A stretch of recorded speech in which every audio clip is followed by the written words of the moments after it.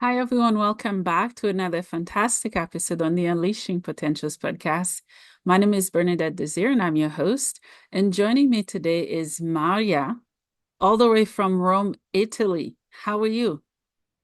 I'm great, thank you. It's really very nice being here today. Yes, yes. Thank you so much for taking the time to be here. I know there's a big time difference. Well, yeah, but it's 6 o'clock in the afternoon, so my day has gone, and this is the best part of it now. That's awesome. Awesome. So, Maria, why don't you start by telling us who you are and what you do? I am a coach, okay, and you want me to know who I work with, or Yeah, the you kind of want work to know that you do. something, or you want to know something about me and my history? Mhm.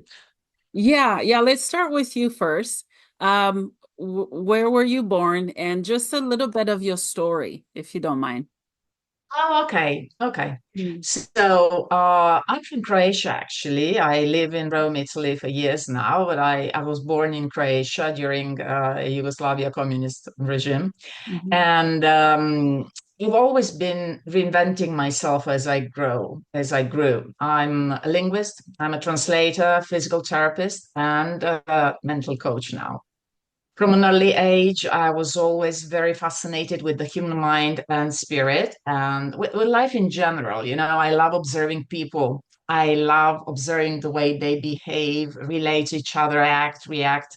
And in order to understand myself and the others better, I've Mhm. started very early studying different philosophy approaches when I was in elementary school, religions and so many different holistic disciplines that helped me really, really a lot during my life with all things, challenges that I've faced and traumas that I've been through. Anyway, so what I found is that no matter how different we all are, deep down, we are all the same. We all have the same basic instincts. We all have the same basic emotions behind them, the same capacities, and so, so much potential, much more than any of us is normally using, right? So I love to think that we are all potentially extraordinary. The only problem is that not everybody is capable of using it at their best. And unfortunately, even less people are able to use it in a way that really makes them happy and thrive. And I'm still learning, exploring, trying out, and growing. It's a lifetime process, of course. But this is how I've decided to become a mental coach because I love supporting people. I love help them. It's so rewarding when you see that somebody actually opens their eyes and understands who they are and their strengths, and then they understand their reality, their potential, and then I can guide them to live a better life, which is fantastic, as I said.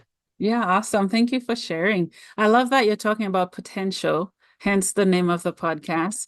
And I love your approach on it because you're right. All of us can do so much more, but I think at time we restrict ourselves from unleashing our true essence and who we are. So thank you for sharing that. Thank you. You mentioned that you're a linguist. Um, what do you translate and how many languages do you speak and understand? Well, I've started very, very early. My father, he's a linguist, and as I was very little, I started learning English, Italian, German, and I actually speak a little bit of Dutch as well, and a little bit of Spanish, but these are not my primary languages. Anyway, yeah, I've started as a translator. This were my studies because I was, as I said, I was always fascinated about understanding people. And it's amazing how different cultures will express themselves through the language. And if you learn a new language, you actually go and get into a whole set of mindset, which is completely different from your own.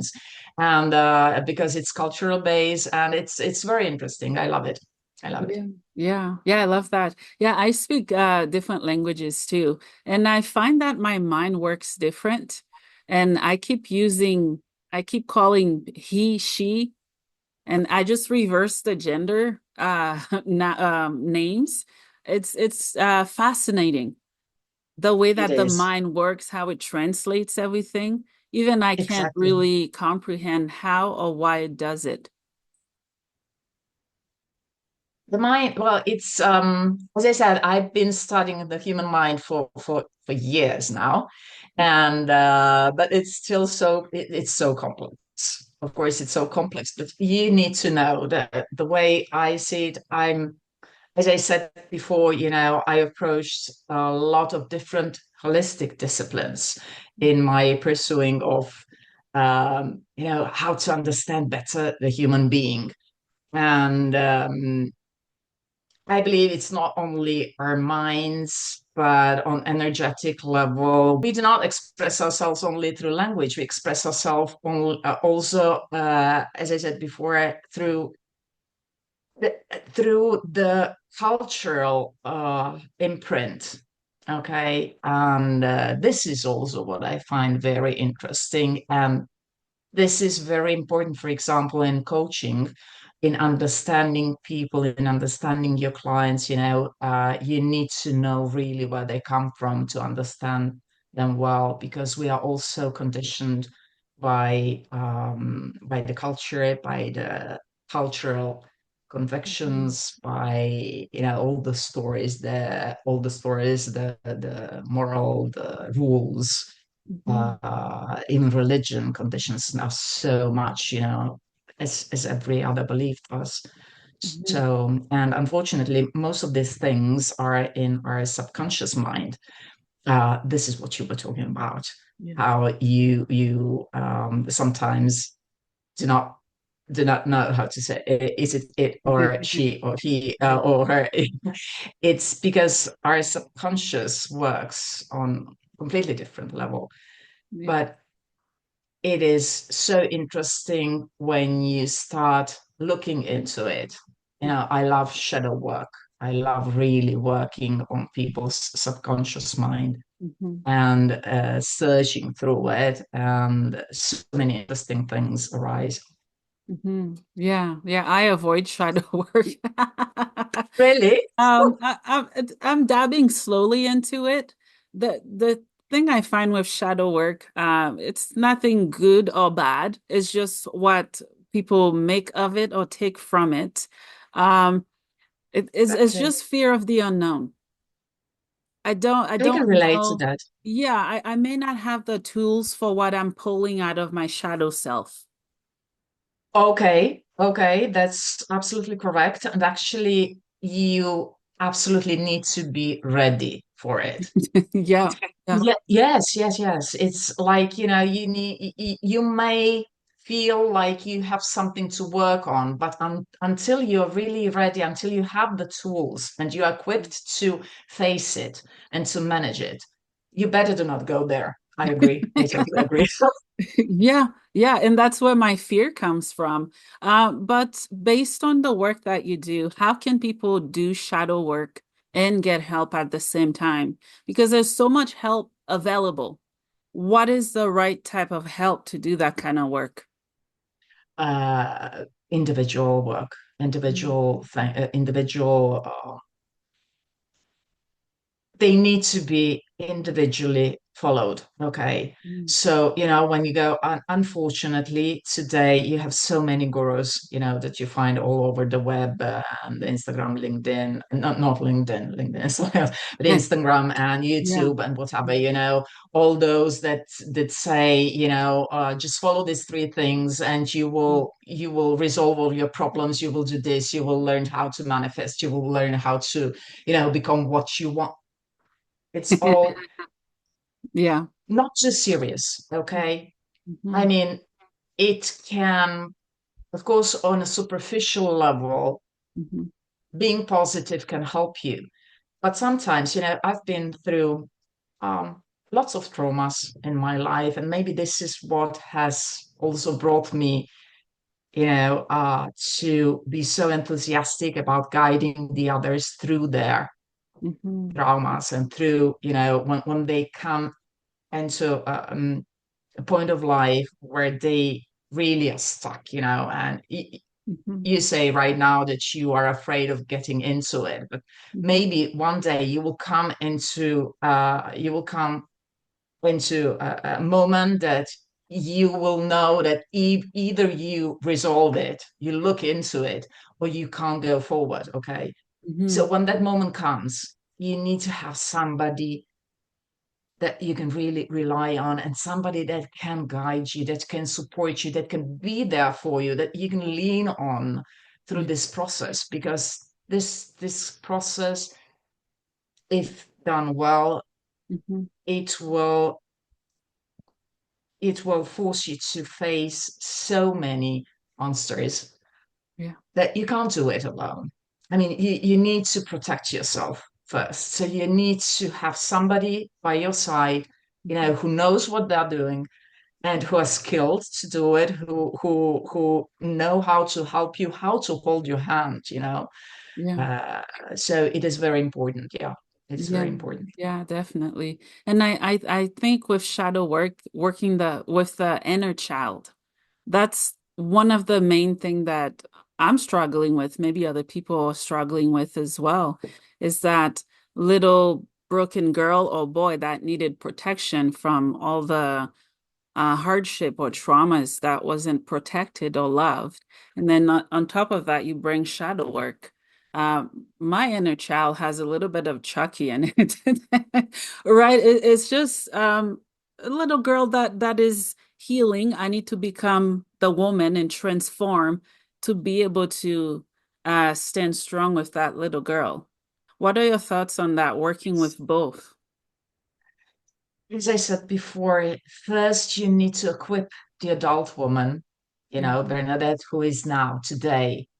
You Mhm. have to be equipped, you have to be strong, you have to know exactly who you are today, you have to know your strengths. So before going into the shadow work really deeply, before going into the exploring, your inner child, first you need to make aware, really, rise this awareness, self-awareness, and self-acceptance, and confidence into who am I today, you know and have the once that you're eradicated, once that you feel your roots, let me put it this way, that you feel connected, that you feel strong, Mhm. then you can go and look into what may block you. Mhm. But when you're looking at it, you already know that you're strong enough to get over it, and that you Mhm. can work through it. So, Yeah. first, I believe, you cannot be really vulnerable Mhm. and go directly into trying to figure out your inner child, because it can bring a lots of anxiety and lots of because if you don't know how to deal with your emotions today, Mhm. bringing out all those traumas, you know, can be really, really, really difficult, and Mm. you might get lost in there. Yeah, I agree. Yeah. Talk to us about limiting beliefs. How do you notice that people limit themselves based on what they believe, either about themselves or others? Oh, this is such a great question, and such a big theme. I Mhm. mean, we all have so many limiting beliefs. Mhm.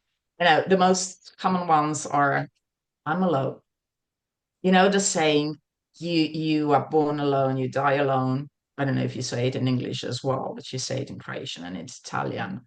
And when people tell me this, I always say it's not true. You are not born. It's not like you fall out of the sky. You're born from your mom. Your mom is there when you're born. You're not alone. You do not have to be alone. You Yeah. know, you might die alone, okay, but Mhm. you do not have to be alone. So Mhm. this is one of the first, and I believe most dangerous beliefs, because it makes us close. And the thing about limiting beliefs is that if you're really convinced to be alone, what will happen? It what happens is that you act as if you are alone.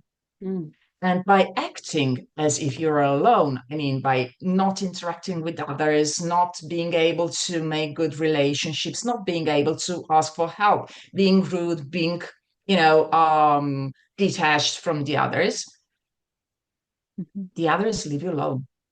And the consequence is that you confirm your belief. So, if somebody tells you, you don't have to be alone. Oh, I've tried that, but whatever I do, I'm always alone. Yeah. Okay. So try something else. So this is what any kind of limiting belief will make you do. Will bring you to those outer prophecies. mm, Is when you say, I know that this person is not going to talk to me. Well, how do you know that? Well, because I talked to him like 10 times. And I have a great example here. For example, a client of mine, she has a problem with her sister, their relationship. Okay, it's a very simple problem. She says, every time, since we were little, I was the one who was taking care of her. And so I was always responsible for our relationship. But when the sister has something, whatever issue, the sister disappears. And my client is like, oh my gosh, what did I do? And every time she talks to her sister, she is patronizing her because she's used to talk to her like, I need to take care of you. So she always asks her, so what did I do to you? Why don't you talk to me, etc., etc.? So I said, no, stop. Yeah, because she said, and at one point she said, I don't want to talk to her anymore because it's always me who is going to her. What's happening? What's happening? What did I do? I know I didn't do anything. So I will stop looking for her. I will stop talking to her. She's just, not nice. I said, okay, well, if you try something else, but I know how she will react. Okay, try to do something else and then see how she reacts. Oh, and then she went there and she said, okay, so I will ask her, I will hug her and ask her, what do you have? I said, no, because it's the same thing. It's patronizing. It's assuming that you know that she has something. No, just go there, open up and say what you have. Do not make those assumptions about the others. And it's everybody does this. We all make assumptions about the others instead of thinking, okay, maybe the other person, doesn't understand us. Maybe the other person, maybe the other person's behavior has nothing to do with us. We are all so self-centered, right? mhm, And so she went there and she told her just, okay, I don't like this kind of situations when you stop talking to me. So I just wanted to express my feeling bad about it. And her sister hugged her and said, oh my gosh, it had nothing to do with you. I just have some problems. And when I have my problems, private problems, I don't want to come to you. You've been always taking care of me. I don't want to burden you. mm. And now they talk. Wow. This is another belief, this is another, we all are convinced of something because up till now, the reactions were one way, but they were one way, the same way, because we were acting the same way. Hmm. Yeah, yeah. Oh, nice example because I do have friction between me and my sister. We all have. We do. Yeah, I come to the point of I don't know how to fix this. This has become catastrophic. It's not just a little earthquake, it's massive. It's just I don't know where to go from there and then how to fix it. So I just leave it alone. Yeah, yeah. And I think lots of people struggles with family relationships. Probably everybody actually. Yes, I believe so. Well, this is all about communication. Mm, And as I said, you can say it's about beliefs as well. And it's about habits, And my client, she had a habit to take care, to be responsible for the little sister. mm, And now they are 56 and 53. You know, you cannot be responsible for a 53-year-old. You cannot. You know, things change, but we do not change with in the process. And this is when at one point, at one point the system that you had doesn't work anymore. So you need to change it. So, because people grow up, everything changes, everything flows, everything develops. So we have to change with it. Yeah. And if we stick to one belief, to one pattern, we will definitely come to a block, to come to a wall. That's it. Yeah. Would you say that it's also healthy to learn to let go? Because at times we hold on to garbage, I call it. We don't let it Yes. go. An example, if we have garbage in our kitchen or house, we change it. Why? Because it may smell. If we don't do it, then it's unpleasant. I think it's the same thing. We carry so much emotional baggage from Yes. from other generations, and we don't let it go. So because we hold it, we cannot grow at all. What are your thoughts? Oh, I totally agree. I totally agree with this. And I believe, as I said previously, when everything is a, a change, we are in a constant change, even if we do not notice it. But you're not the same person you were a year ago. Imagine the same person you were 25 years ago. So the relationship with your sister, in this case, that you had 25 years ago, cannot be the same, cannot be based on the same principles, on the same patterns, on the same behaviors. Something needs to change. In order to change, we have to be very clear on one thing, Hmm. uh, that there is only one part of the things we can influence and change. And we can be responsible only for our actions. And we can try to influence the others, but you will be able to do it just by one point, and then the other entity, the other person begins. And you cannot influence them. You cannot change them if they do not want that. So you cannot even be responsible for it.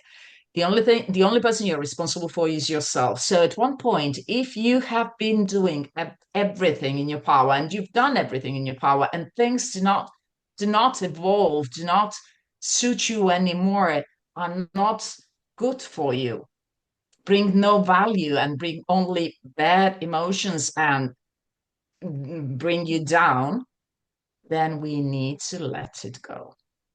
Just Yeah. let it go and move on. Let Hmm. it go and move on. And it's not a bad thing. I hear it so many times. Yeah, but this is family. Yeah, but I'm responsible for it. Yeah, but we have connections. Okay. It might seem egoistic at first, Hmm. but at one point, we need to think also about survival. Hmm. Okay. Yeah. And sometimes, if we cannot thrive because something is holding us, and choking us, Yeah. it's about survival. And there are so many other people around us. We do not have only one relationship, one person in our life.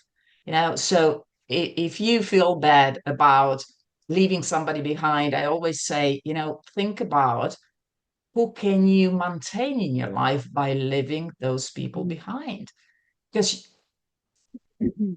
there is always going to be a choice. When you are saying yes to something, when you're maintaining some person under certain circumstances in your life, you're definitely saying no to something else. you know Either Mhm. to yourself, or somebody else around you might suffer by your relationship with that person. So ask yourself that before you feel bad about leaving somebody behind.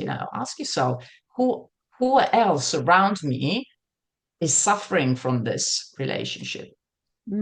Yeah, yeah. As you were talking, many different scenarios are going through my mind to talk about.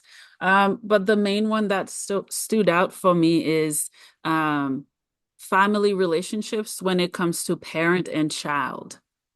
Because in many cultures, including mine, um, that's what kids are for, to take care of the parents, to provide for them, to make sure they stay alive. That is a massive responsibility as a human to carry, if that makes sense. I feel that I've had to play that role when I don't know, I was given birth to. It wasn't the other way around. The roles have been reversed. Um, for those who are going through similar situations, how can we set boundaries and still show love and appreciation for being born? Okay, I love the word world boundaries. Mhm, Okay, this is the perfect word that you've said. You just need to set boundaries. What does setting boundaries mean? mhm, It means respect yourself and the other person. So you need to find a way where you will respect the others, but where you will respect yourself as well. mhm. I'm maybe more, I have an animal instinct when talking about parenting and, children. Because, I believe that our children are not ours. I believe that, and actually here in Italy, you Mhm. cannot say that. I Yeah. believe that, you bring your children to the world, to this world, you help them get independent and you leave them to their lives. This is for me the most wonderful gifts you can give them. You just leave them, let them be. Mhm. So I feel you when you talk about Yeah. feeling the responsibility, because in your culture children need to take care of their parents. Yeah. Of course, it's another instinct, taking care of the loved ones, and it's about showing gratitude, and it's about showing appreciation and respect. And I totally agree. But you can always do it in a way. I mean, there are so many ways. Mhm. For example, I have a nice example of Mhm. great parents, which is my mom. I'm so grateful for her. She has Parkinson now for 15 years and she barely walks, and she needs care, 24-hour care. Okay. Mhm. And until she didn't need 24-hour care, she would let three of us, uh, her daughters, to take care of her, to go to the groceries, to help her out with the kitchens. At one point, she said, "Oh my gosh, you need to live your lives. I can go to home, okay? How do you call those homes where for elderly Mm. people? Uh, Retirement home or Retirement home. yeah, Yeah, yeah. And yeah. she said, if you want to help me, because we said, no, why should you go to, not me, other sisters. Why should you Yeah. go to a retirement home? And she said, no, because you need to live your lives. If you want to help me, maybe, we can share costs. Mm, And she applied for a retirement home. We give her some money, on her bank account every month. So she's okay. She can use all the nurses and cure and whatever she needs. mhm, She's fine. She is fine. She's been taken care of. But no, I don't see her every week. It doesn't mean I don't love her. It doesn't mean I don't respect her. mhm, We talk when we can, but I'm not responsible. mhm, I'm not responsible for her life. I mean, mhm. this doesn't sound good, I know, but I'm not. Not as much as I'm responsible for everybody else's life, Yeah, not more. yeah, yeah. Oh no, it sounds perfect actually.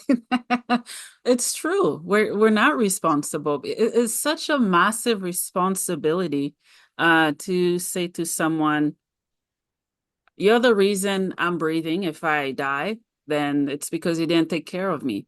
Those are just examples I think people use. And then that is something so heavy anybody shouldn't have to live with.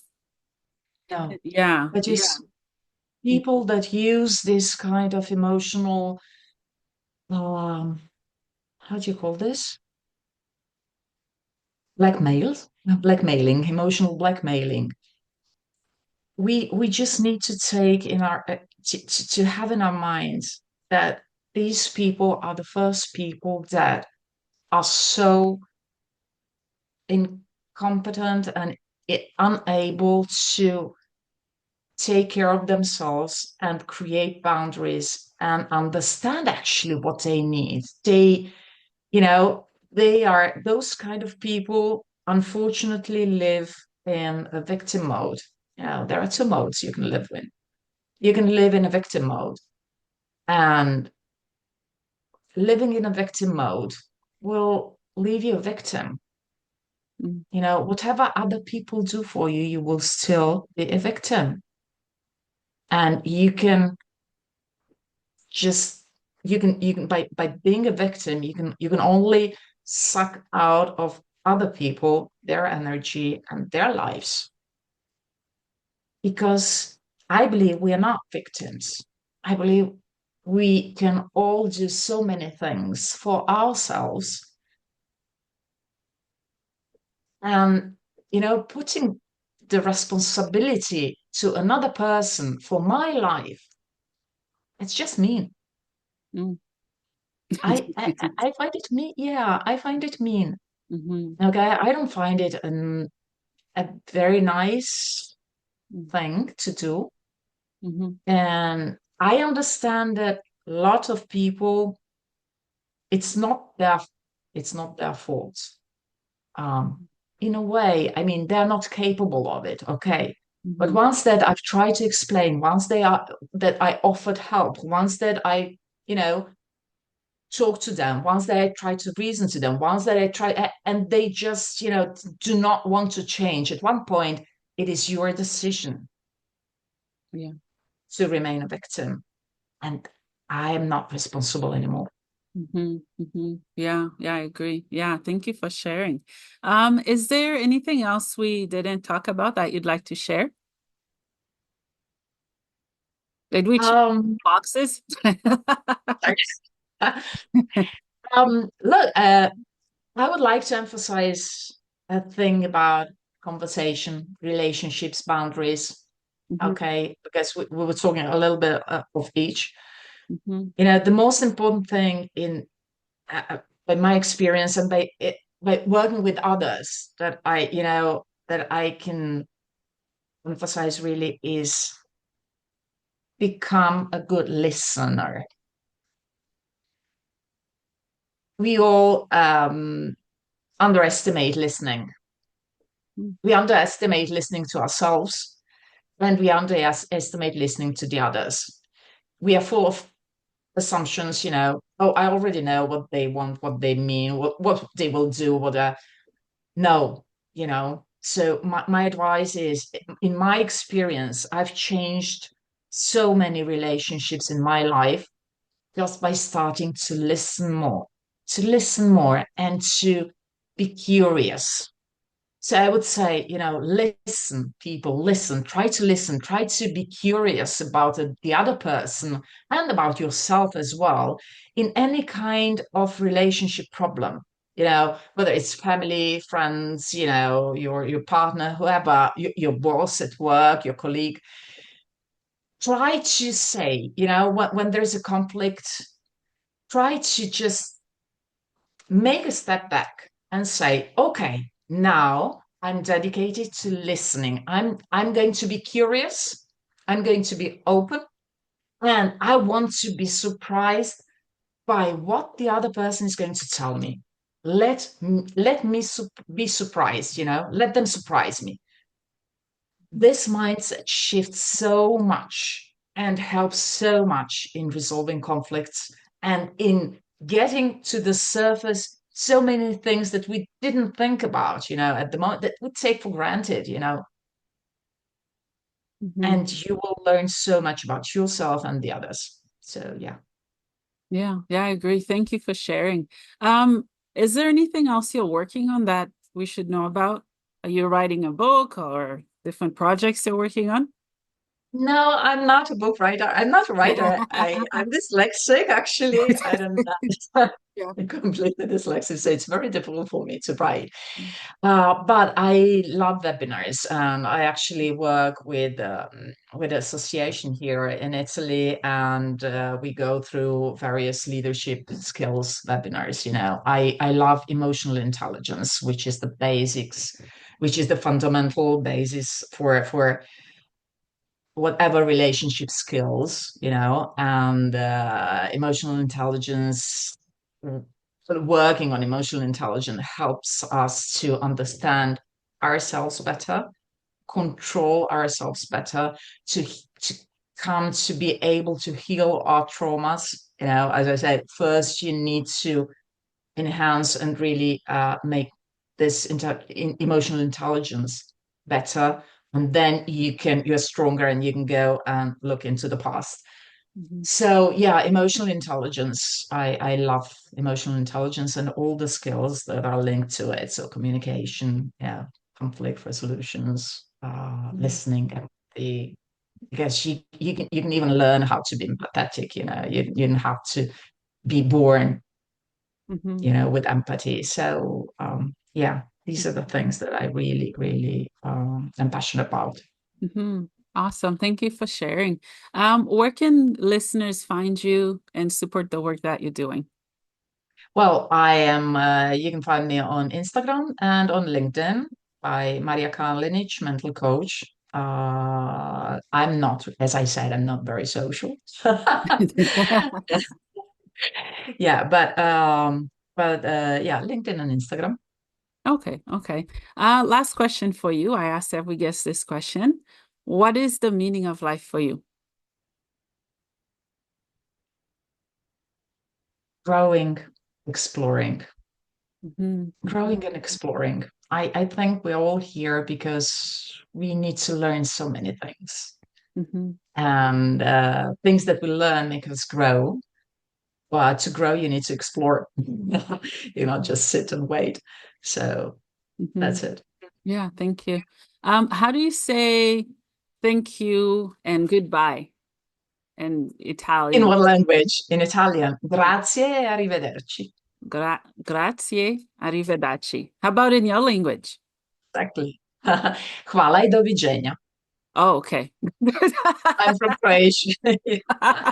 I'm from Croatia, That's yes. so cool. Well, Maria, did I say it right? Marija? Aria. Maria, Aria. thank you so Yeah. much for coming on the podcast today. Thank you for who you are, for sharing your heart with us and the work that you've been doing. Thank you. Thank you for having me. It was really an honor. You're welcome.